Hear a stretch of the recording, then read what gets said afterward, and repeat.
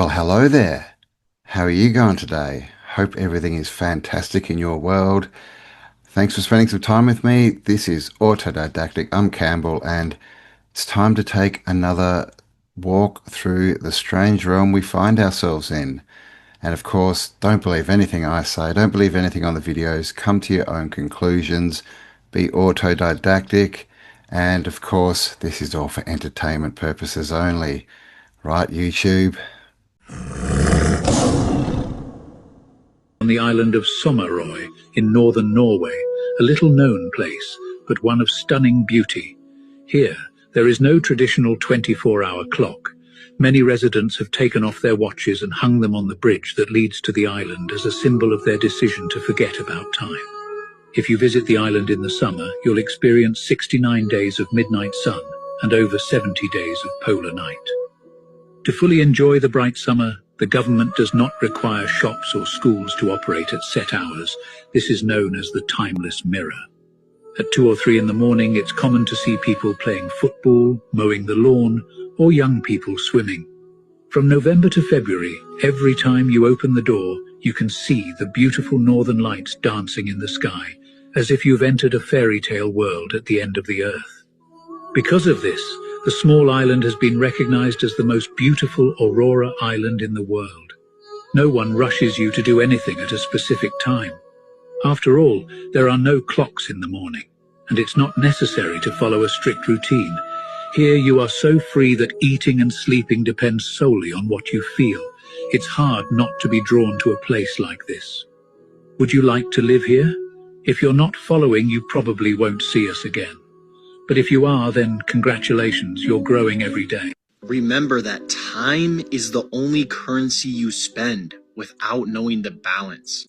Well, who wants to move to that town with no time? I mean, that sounds pretty cool, hey? No clocks, no watches, no alarms. Just live by the cycles of nature. I'm in. And I mean, obviously it's a bit different up there because of, the times, right? They have, what was it, 12, 14 hours of sunlight or something, and then full days, or I think it was full days of sunlight, and then full days of darkness. I mean, why not? Why would you have time, right? Makes sense, but I mean, I think that should go worldwide myself. But yeah, I was in Amsterdam last year, and, it's fairly, towards the north. And yeah, I remember when I was there, it was like 11 o'clock and it was still light. Like I was coming back from Amsterdam on the train and I thought it was like 6 o'clock because it was still so bright. And it was like 10 o'clock at night. So yeah, it's interesting. But then they have the dark, right? So they get outside and they live a lot, do a lot in the summer. And then I guess when it's dark, they hang out indoors. I don't know. Are you from one of these regions? Let me know. What's it like? I've experienced it a little bit, but I've never done the winter. Do you stay inside all day? In 1926, they discovered the perfect trap. 40 hours keeps you alive, but too tired to escape. Henry Ford ran the numbers. He tested different work schedules and found the sweet spot. 40 hours. Not because it's optimal for productivity, because it's optimal for control. Let's do the math. 40 hours work, 10 hours commuting, 56 hours sleeping, 14 hours for eating, showering, basic survival. That's 120 hours, leaving you 48 hours of free time. Except you're exhausted. So you spend Saturday recovering from the week, and Sunday dreading Monday. Your weekend isn't freedom, it's recovery time, so you can do it again. Monday morning, the alarm goes off, and you feel it, that existential dread. 5 days until freedom. 5 days of giving your life away. For what? A paycheck that disappears instantly.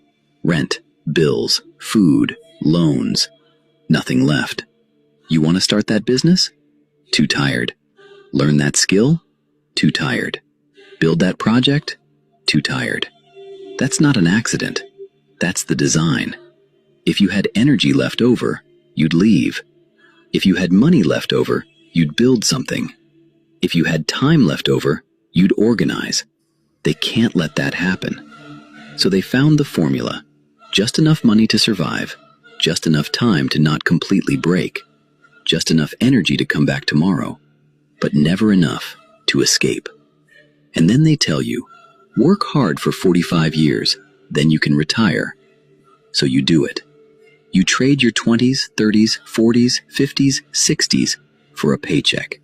And at 65, you're free. Except your body's broken, your energy's gone. You spent your best years building someone else's dream, and your freedom came too late to use it. The 40-hour work week isn't about productivity, it's about compliance. Keep you tired, keep you poor, keep you busy. Too exhausted to think, too broke to leave, too busy to organize. That's not employment, that's control. And you'll do it for the next 45 years.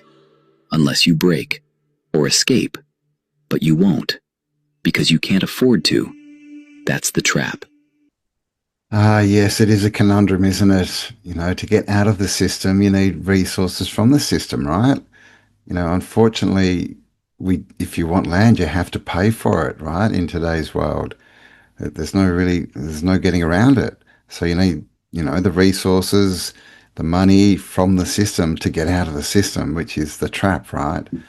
It's crazy. I think there are options. I think, you know, the main option is lots of us coming together and pooling resources, right? Building something better. But yeah, the work week. It's right there, right? The work, WEAK, the working week. And then at the end, you get 2 days, the weekend, when you're weakened.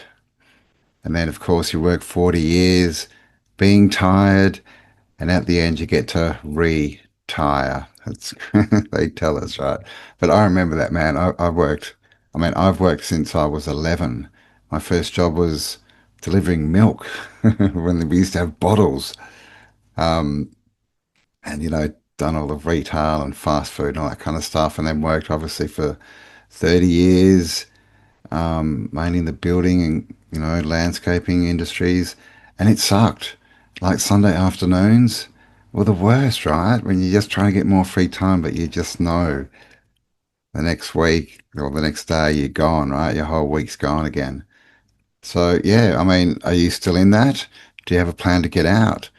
Are you out already? How did you do it? Let us know. Because, yeah, like I said, it's getting harder and harder to do, right? Because we need to go into the system, make money to then get out of the system, which is the conundrum. But let me know your plans in the comments.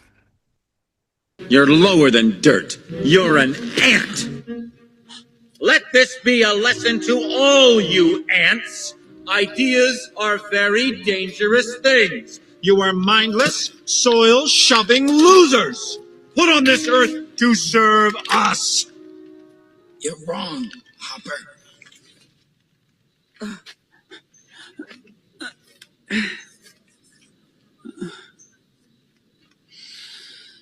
Ants are not meant to serve grasshoppers. I've seen these ants do great things.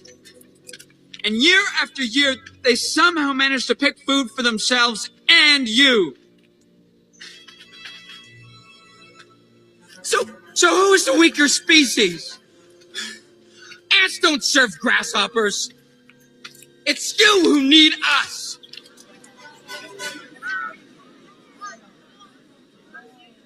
We're a lot stronger than you say we are. And you know it, don't you? There was that ant that stood up to me. Yeah, but we can forget about him. Yeah, it was just one ant. One ant. Yeah, you're right. It's just one ant. Yeah, boss, they're puny. Puny? Say, let's pretend this grain is a puny little ant. Did that hurt? Nope. Well, how about this one? Are you kidding? Well, how about this?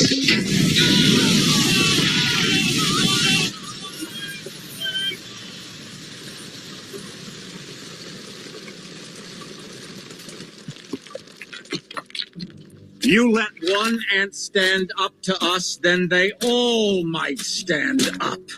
Those puny little ants outnumber us 100 to 1. And if they ever figure that out, there goes our way of life. It's not about food. It's about keeping those ants in line.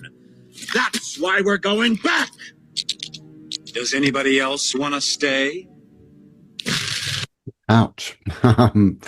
Bug's Life, right? Truth in cartoons. I mean, it spells it all out, right? I'm sure that everyone here has probably seen those clips, but it's true. We outnumber them hundreds to 1, right? So all we need to do is join together and say no, say yes to a different path, a different reality. And it's the individual who can change it, right? That's how this all happens. It's got to start with us. We've got to be the change we want to see. We've got to, stand up and speak, even if it's scary and our voices quiver, right? Because by doing that, that's how we inspire other people. That's how we show other people what is possible. And once they see that, it's like anything, right? Once you see it, you can't unsee it. So I think we're getting close. I think, the whole e-files, right? That's really waking a lot of people up.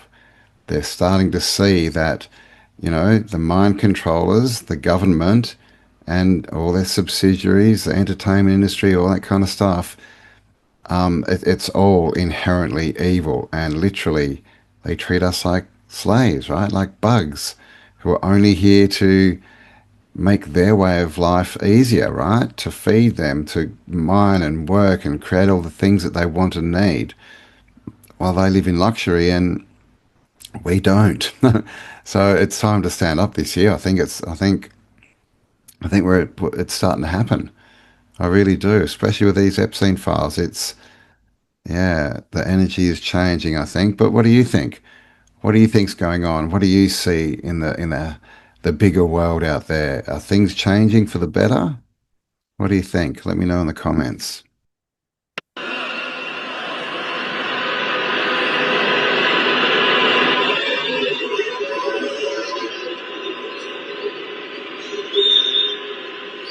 What do I keep telling you, man? There's like 250 people at the top of the food chain trying to control 8 billion. Once people truly figure that out, everything will change. Bulgaria just showed you what the fucking game plan is, if you really want to do it. There you go. It can happen. I did check that. It's true. It happened last year. I never heard the story, but in Bulgaria, the people got the government to resign under a vote of no confidence. And they did, right? People power won. I mean, and this is great. Now the people just need to make sure who steps in, right? That it's not, another puppet of the globalists, right? Because this is what they do so often. They most of the time they control, like, the downfall of one leadership. But even if they don't, they just go in and try and put their people in as leaders. So that's what we've got to avoid. But I think with all this stuff now, people are starting to see inherently that the whole group of them are evil. Yeah, man, if we can get some good people in government and start changing things, then that would be awesome. And, I don't believe so much in government, especially as it is at the moment, because of the overreach and the theft and the lying and all that. But in the end, I think we do need some kind of, leadership. Let's not call it government. Just to get things done, right? To make sure that there's food distributed, that there's roads, that there's infrastructure, things like we do need a government for that, but they've definitely grown way too big. And while I've got you guys, thanks for spending some time with me. Hope you're enjoying this show. Please give me a like if you're enjoying it, share it around, hype it up, all that kind of stuff, and leave me your comments. And if you're not subscribed, hit the subscribe button. You guys understand, right, that the video of Renee Good getting shot wasn't real? Not only were the videos not real, but Renee Good is most likely not even a real person. This is just being used as a tactic to divide people and accelerate their agenda. Notice how not even a week later, Trump is already threatening the Insurrection Act? First of all, there's literally only 3 photos that I can even find of her. This one, and this one. And by the way, her alleged ex-husband died in 2023, and I can't find any information on how or why. She had kids with an ex-husband who mysteriously and conveniently isn't with us anymore. Now let's look at these footprints in the sand. First of all, there should be more footprints that are visible. And is that what a barefoot footprint looks like? It looks like AI messed up when trying to put a footprint in the sand. And there's only two, and they're the exact same. If you were walking around on the beach, I think your dress would be at least a little bit sandy from walking around and getting to this spot. How come in the video when she pulled up to the ICE officer, her hands just like welded together like that? And yes, this type of stuff happens with AI videos. How come the dog in the video just looks like a weird shadowy figure with no face? What is that? I tried to find her on Facebook. I can't find her. And the only page that looks like it could possibly be her just happens to be private, and it's the same photo that we keep seeing. And it only happens to have 3 posts. When you have kids, you post a lot of pictures with you and your kids. I searched all the Renee Goods on Instagram. Can't find her. Have you seen any pictures of her kids? Have you heard any of her family speak up? And why do they have on the exact same shirt, the exact same glasses, and they have the exact same eye color? And notice how she has like half an eyebrow? Like, look at her eyebrows here. Then look at her eyebrows here. She has full eyebrows in this picture. And that's not what a hand looks like either. That's not what your pinky looks like. And that's another thing. This happened on the 33rd block. She also allegedly had 3 kids whose ages add up to 33. JD Vance happened to mention that 6 months ago, the same ICE officer needed 33 stitches due to another incident. And that also turned out to be a lie. Renee Good's name has a 33 in it. Now let's look at this real quick. This is Renee as she's pulling away. Right here, I only see 1 shot taken, by the way, and they told us it was 3. Now look right here real carefully. Does that look normal? And then look up here. He just seems to be like glitching. Like, why does it look so glitchy? This isn't what a normal video looks like. Tell me this guy doesn't just look like a glitchy mess. Like, what is that right there? What is that? These videos never look normal. If these videos were completely legit, they wouldn't look so sketchy and distorted all the time. They want people to be upset by this. They fully intend for people to get riled up by this type of stuff. That's why they do it. They want people to fight back right now so they can invoke martial law. And there's also an upside down star in this window. Notice how behind it, it's black. Well, in another shot, now it's red. This is a fake person with a fake backstory. Wow, there you go. That was interesting, hey? And, you know, we've spoken about this on this channel before. AI and all this stuff that's coming out, you know, at the moment, you know, definitely now we can't even really tell the difference. It's getting very hard to tell what's AI and what's not. And it's, of course, it's flooding the socials, right? All the videos are becoming AI. But how long have they had this level of AI? You know, from research, we know that they always have technologies for decades before they release it to us.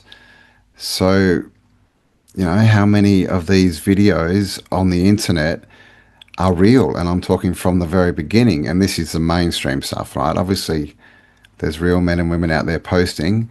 I'm one of them, right? But as far as the stories we're fed and the fear factory, right? The mainstream, all the stuff, like there's been a lot of it exposed, right? As fake, as just completely fake. And there's another one. So how much of it is actually AI, just completely made up people, made up scenarios, and they put it out? Because I can't prove that that was true. I live in Australia, right? That's in the USA. And that's for most of the people. So, you know, that you don't have to prove it physically. You just have to put the story and the footage out, and people will believe it's true. But let me know what you think. Was that AI? Do you think this is a whole made-up story just to create more division, right, and more angst between the two sides? Because this is what they want, right? They want everyone to start fighting each other, not them. They definitely don't want us to notice that it's them. They want us to fight each other. But with everything that's come out in the last month or so, people are definitely starting to point their fingers at them, which is awesome. All right, let's get brutally honest about some timelines that we are on and what has happened to humanity and what has happened to individuals' consciousness. So we've been heavily programmed by a synthetic tree of knowledge. That synthetic tree of knowledge wants you in a place of separation, doesn't want you thinking for yourself, and it wants you to be repeating the same patterns and cycles. Its path is destruction, and its path is to siphon from you and for you never to have the true connection of what you really are. And that timeline, literally right now, is the timeline of war. So your consciousness through the synthetic tree has been herded onto the truck, the cattle herded onto the truck, off to the slaughterhouse. And then on the other side, we've got those that are aware. We're aware that your true connection brings simplicity, and in that simplicity there is clarity and there is room for expansion for future generations. So we're faced at this point in time where we need to make a choice. But first we must be able to see and we must be able to hear the truth, not reacting to the synthetic screen that's in front of us, but seeing that everything is a reflection of us. So if there's a war happening out there, that is a reflection of the war within you, and it's time to do the work on yourself rather than project. Because don't forget, we have a duty of care to future generations. We have a duty of care to the Divine Mother and everything living, not the synthetic tree of knowledge. Yes, totally agree. And, you know, again, we've spoken about this a lot on this channel, the 2D world versus the 3D world, right? The screen world. And, you know, all its follies, like, you know, the AI, the bots, the misinformation, all the crap, the censorship that's going on online and the programming, right?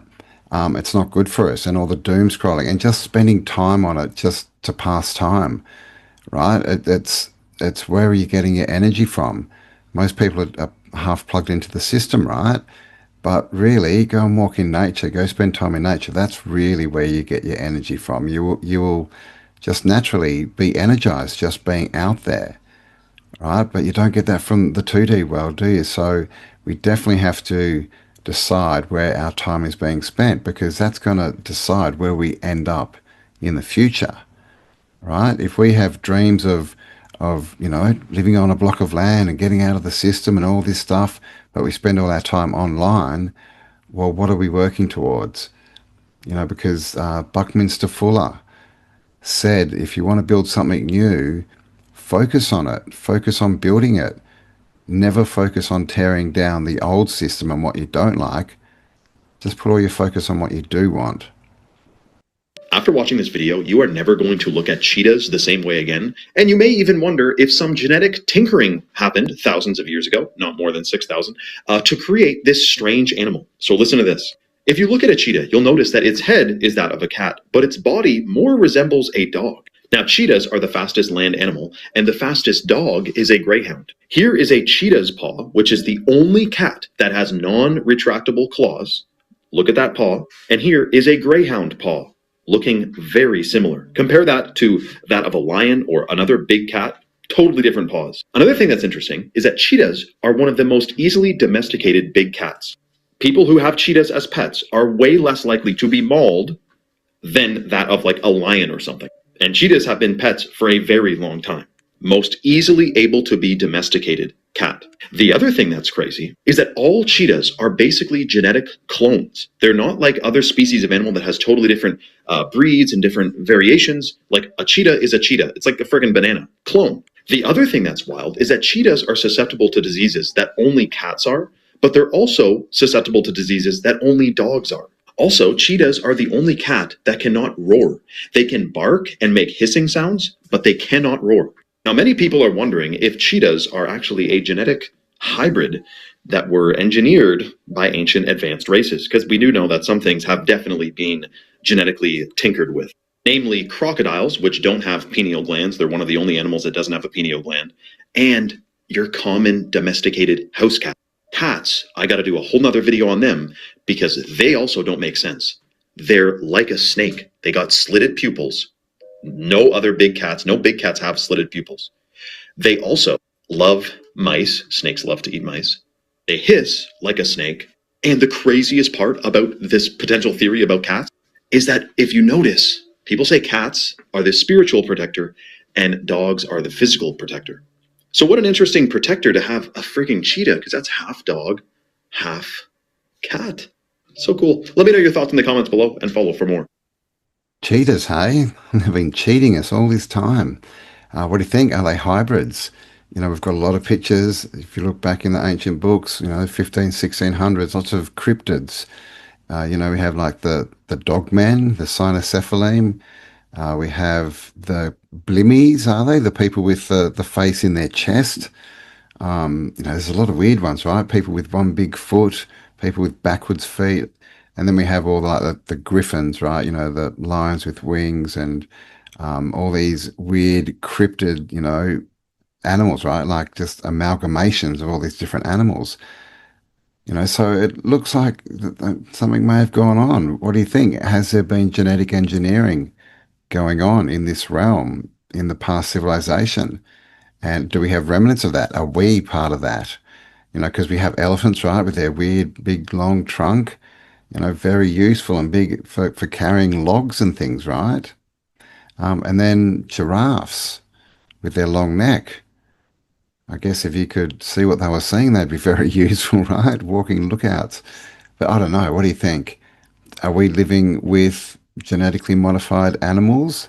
Are we genetically modified? Because if you look into what they tell us about chromosomes, we have two that are fused together, and we actually have one less than all the other hominids. So all hominids have 48 chromosomes or 24 pairs. We have 46 or 23 pairs, but two of those are combined, right? They're melded into one. So it looks like we used to have the same as the hominids, right? The great apes and chimps and all that kind of stuff. But something happened and now we have less. What do you reckon? Is this just a world of hybrids and genetic manipulation? Let me know your thoughts. And there we go, guys. We've reached the end of another one. Thanks for spending some time with me. Hope you enjoyed that. Please do give me a like. Share this around. Let's help get this info out. Definitely let me know your comments. And as always, stay awesome because you are. And I'll talk to you all on the next upload. Bye for now. You just ate an entire chicken parm. A whole chicken. Do you have any idea what you've done? Bubba, was this you? Georgia, was this you? Jackal, was it? Yeah, that's what I fucking thought! What's that, eh? Who did that? Who did that? Fuck out of you. Dude, if he fucking jumped. Oh my. What the fuck are you doing? I just don't understand. This is crazy to me. You bag of dog food. Who got into the dog food? Who ate the Hawaiian rolls? Well. Who chewed the headset? Who chewed the headset?